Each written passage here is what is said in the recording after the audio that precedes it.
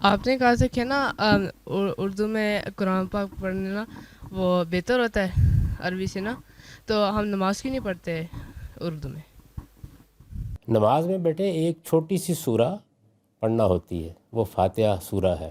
اگر ہم اس کو اردو میں پڑھنا شروع کر دیتے تو آپ جب مراکش میں جاتے، انڈونیشیا میں جاتے، تو آپ کو پتہ ہی نہ چلتا کہ آپ کو اردو میں پڑھتا، کوئی پنجابی میں پڑھتا۔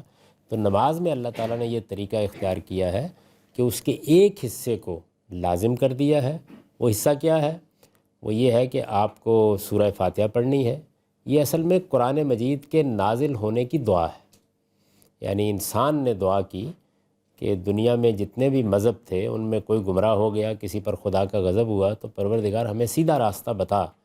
قرآن اس کا جواب ہے۔ تو سمبولیکلی فاتحہ پڑھی جاتی ہے اور کوئی چھوٹی سورہ 3 4، اتنی ایک تعلیم ہر مسلمان کو ملنی ہی چاہیے۔ اس کے سوا باقی نماز میں آپ رکوع میں کیا پڑھیں، آپ سجدے میں کیا پڑھیں، وہ آپ اردو میں پڑھیں، وہ آپ پنجابی میں پڑھیں، وہ آپ انگریزی میں پڑھیں، جس میں چاہے پڑھیں۔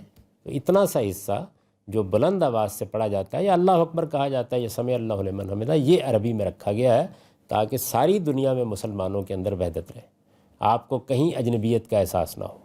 ہر جگہ جب آپ جائیں تو یہ معلوم ہو کہ یہ خدا کی کتاب ہی پڑھی جا رہی ہے۔